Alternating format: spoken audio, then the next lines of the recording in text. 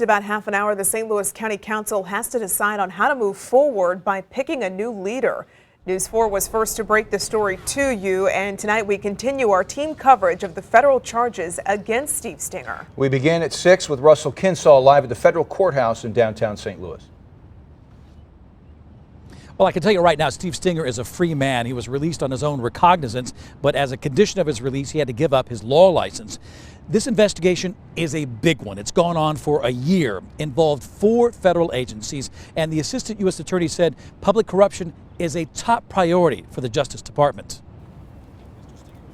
The 44-page indictment accuses Steve Stenger of a classic pay-to-play corruption scheme. He's charged with 3 counts of bribery. Prosecutors say Stenger took donations and turned around and awarded contracts or directed others to award contracts to those donors. On the way to court and again in court, Stenger gave the impression that he was relaxed and confident. He didn't make any comments today to reporters, but in court, right after the hearing concluded, he turned and winked at someone in the audience, and he turned and gave a smile to me. Prosecutors accused Stenger of depriving the citizens of St. Louis County of honest public service.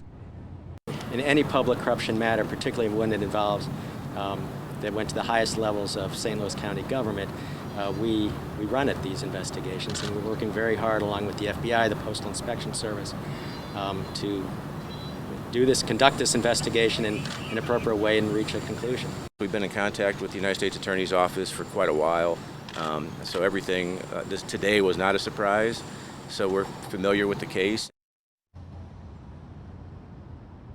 So what's next for Stenger? As a condition of his release, he must check in regularly with the U.S. Marshals Service. He can't travel outside the area without permission, and he cannot consume alcohol. No date has been set for a court hearing where he would enter a plea of guilty or not guilty.